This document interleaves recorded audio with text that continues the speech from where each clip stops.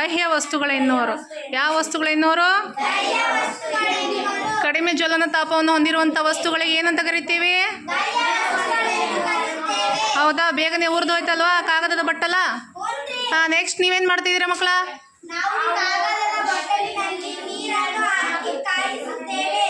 ನೀರನ್ನು ಹಾಕಿ ಕಾಯಿಸೋದ್ರಿಂದ ಏನಾಗತ್ತಾ? ಕಾಗದದ ಬಟ್ಟಲ ಉರಿತಾ ಇದೆಯಾ ಅಥವಾ ಇಲ್ಲ?